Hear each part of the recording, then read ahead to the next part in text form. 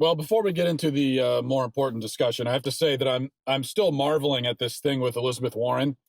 Ben Shapiro wrote something yesterday where he said that Trump's superpower is that he gets his opponents to say stupid things and do stupid things, which is a great superpower to have, especially as we head into the midterms. And certainly to release your DNA results to prove that your great, great, great, great, great, great grand uncle may have been possibly Native American or maybe just Mexican or Colombian or something. Well, that is a stupid thing. That is a very stupid thing. It's stupid not just because the results are so sad and they actually disprove the very thing you're trying to prove, but because this is an embarrassing subject for Warren and for the Democrats, and it's something that they should be ignoring. You know, the right approach for them was just to act like this Pocahontas thing wasn't happening, to ignore it completely, call it a distraction. Anytime the Republicans bring it up to say, oh, they're talking about these silly things because they don't want to talk about a plan for America. They want to talk about the economy. You know, that whole thing the politicians do. But to actually bring it up yourself, I mean, that is astoundingly stupid. This is the thing you're not supposed to want to talk about. This is the embarrassing thing for you. Everyone's laughing at you. And that's as a politician, the worst thing in the world is to become a punchline. That's the worst thing. You don't want people to laugh at you. They could hate you. They could be angry at you. But for them to laugh at you and consider you a punchline, I think that's the worst thing in the world. Which by the way, for the Democrats and for liberals in their opposition of Trump, by far for them the more effective move is to make him into a punchline and to treat him like a cartoon and a caricature, which they do that quite a bit.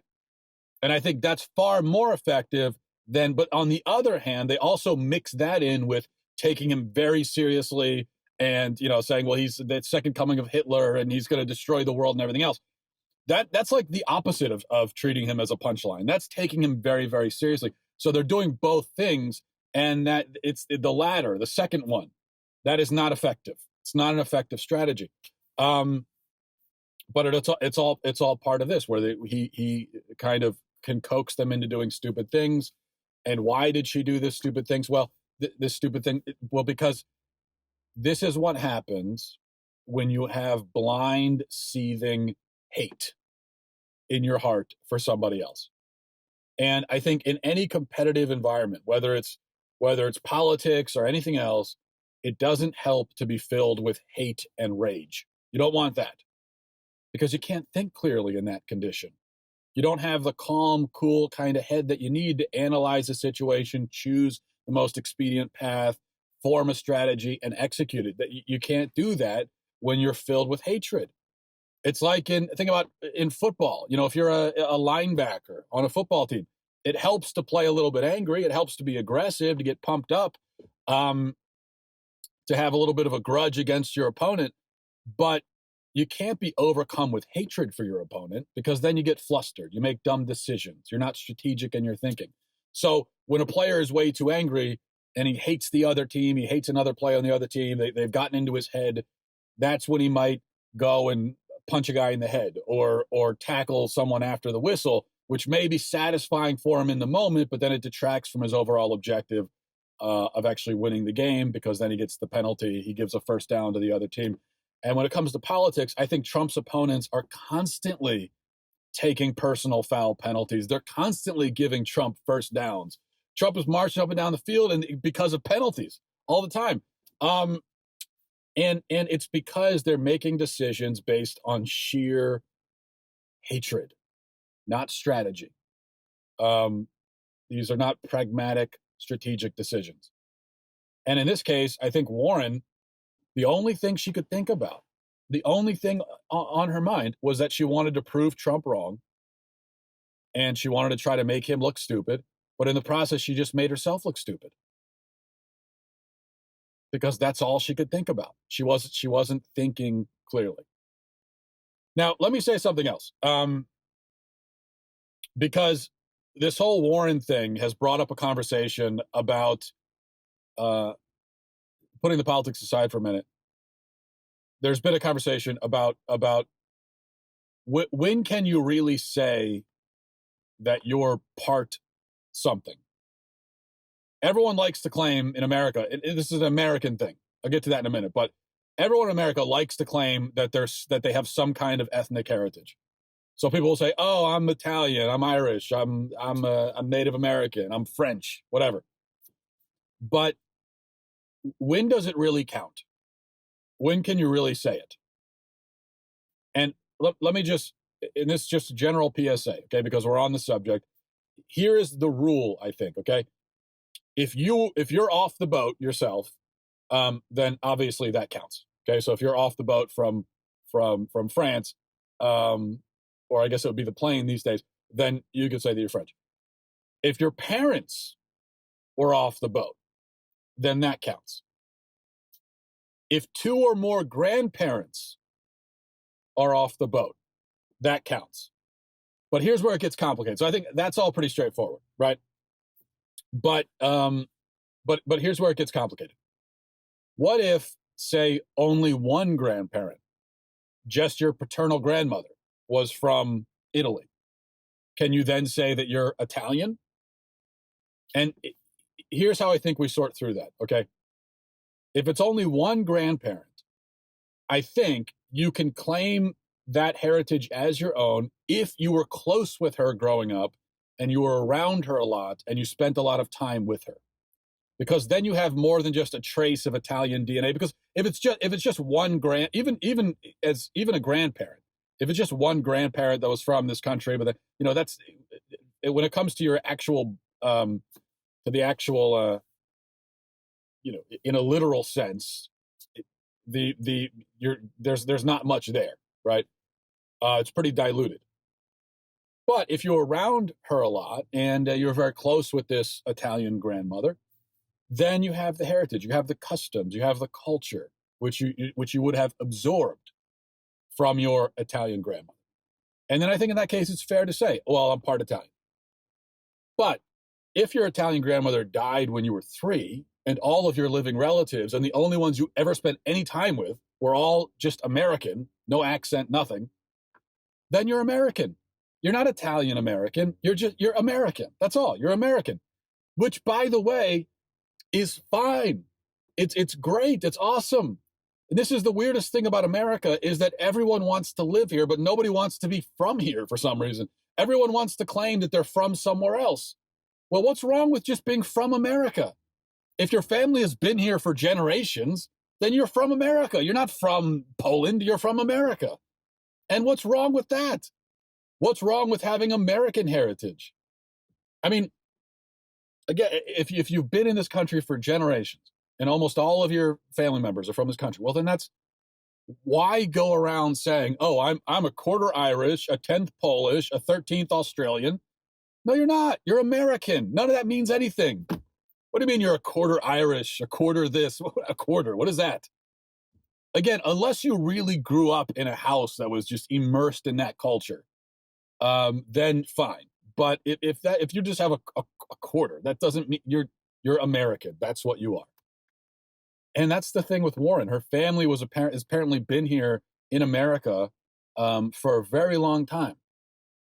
If she can trace her blood back 300 years to find that potentially someone in her family reproduced with a Native American, well, that means that her family's been here for centuries.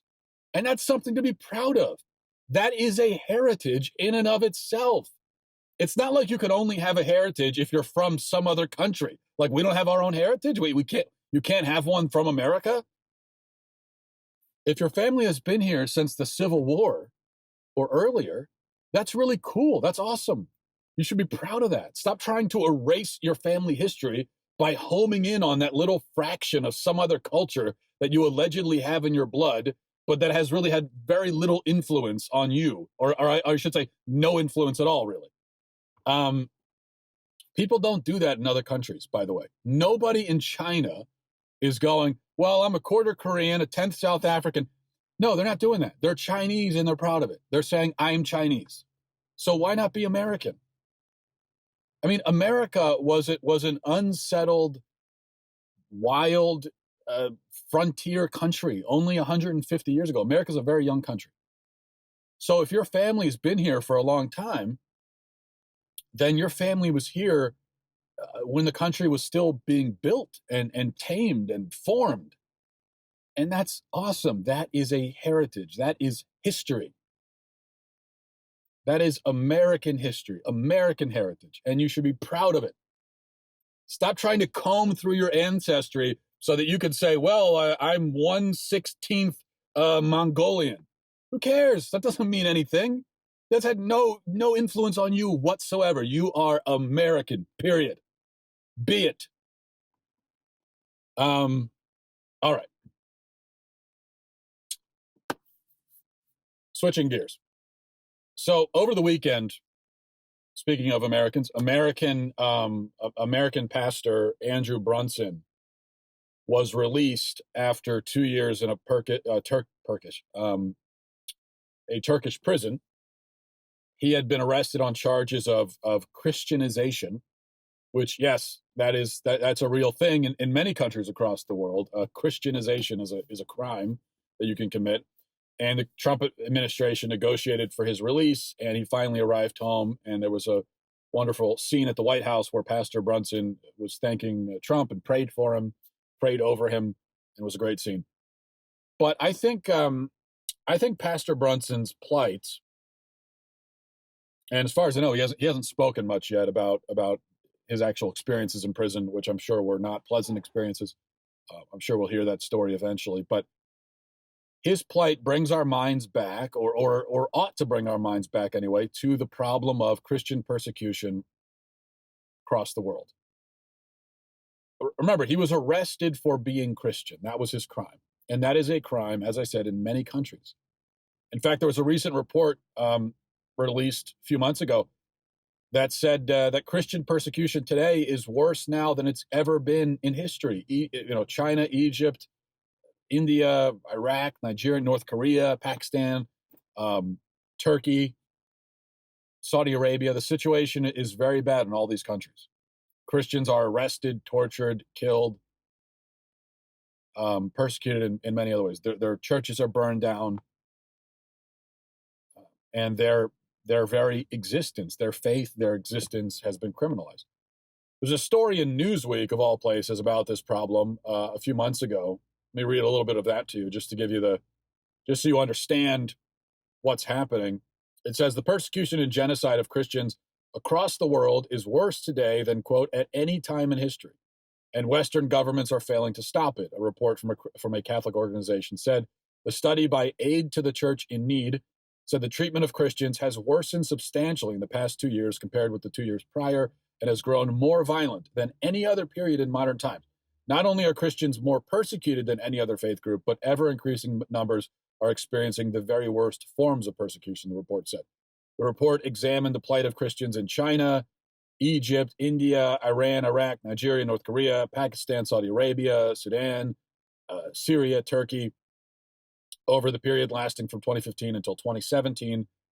And the research showed that in that time, Christians suffered crimes against humanity. Some were hanged, some were crucified.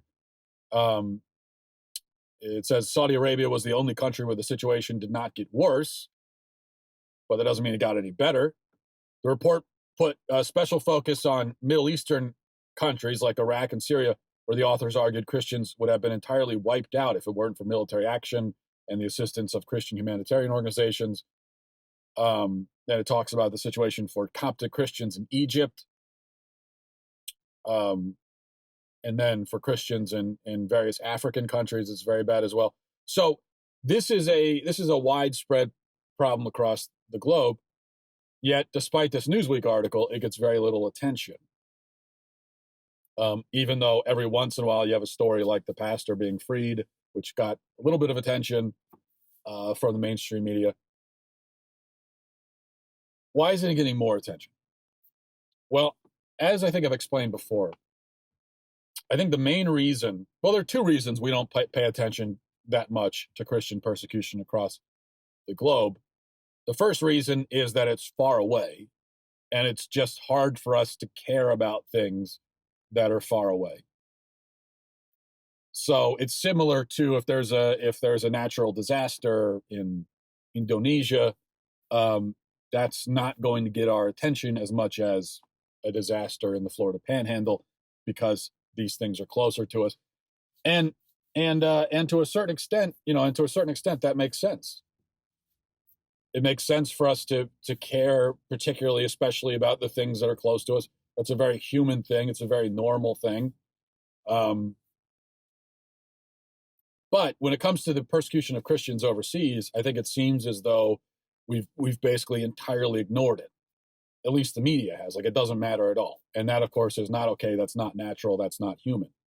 And what's the reason for that? What's the special reason for ignoring the persecution of Christians overseas? I think that that the reason is that Christians have been historically and are today on a massive scale victims. Christians are, in a very real sense, a victim group. Not in every country, certainly, but then there's no group of people in the world anymore who are victims in every country. Okay, there isn't, which is a great thing, but there isn't any type of person, any demographic left that is violently persecuted everywhere across the globe. Unborn babies may come the closest to that designation. There are 50 million abortions across the globe every year, so I think they fall into that category. But among born people, that doesn't really exist, which again is great. We should celebrate that. Yet, the victimization of Christians is endemic. It is an epidemic. It may not be happening everywhere, but it's happening in many, many places. But we don't talk about it because, remember, in America, victimization is power. Everybody wants to be a victim. And the whole point of identity politics, like we talked about yesterday, it's to divide people into two groups, victim and victimizer. And the left has made it very easy for itself, and it's said that basically everyone except for white Christian males belong in the victim group. So if they acknowledge that actually Christians of all races and ethnicities, are being persecuted across the globe, then it throws off their whole system. Also, I think the left, it considers the victim title to be a great honor, to be a very trendy and kind of cool thing to be a victim. And so they don't want to share that title with Christians because they hate Christians.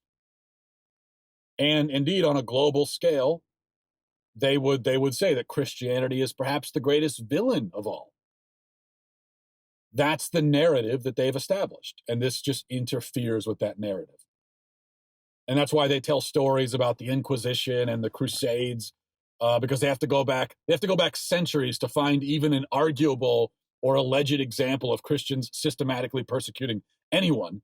That's why they have to immediately, they go to the Crusades, it's 1,000 years ago. So that should really tell you something, that when people want to make a case that the Christian church has been this violent persecutor, the first thing they do is they go back 1,000 years to the Crusades. And of course, we could talk about how the Crusades are misunderstood, and they were largely, at least they were originally launched as defensive struggles against Muslim aggression. But even aside from that, even if that is an example and it was just straightforward, the Christians were evil and they did terrible things and there was nothing redeeming about it. Well, that was 1,000 years ago. And the fact that you have to go back 1,000 years, that should really tell you something.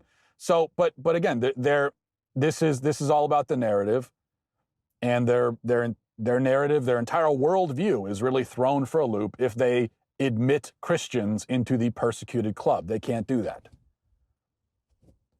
because their philosophy on life hinges on this idea of persecution and victimization. And so they've got a very strict formula, and they just can't fit Christians into the victimized group. They can't do it. It ruins everything. And so I think that, combined with how distant all of this is to us geographically, those two things together just are the two ingredients that are needed to basically completely ignore what this report, I think, accurately calls genocide. But we, and when I say we, I mean those of us who are not on the left and who are not Christian haters, we should not ignore it. This is something that we should be paying attention to. Thanks, everybody, for listening. Thanks for watching. I'll talk to you tomorrow. Godspeed.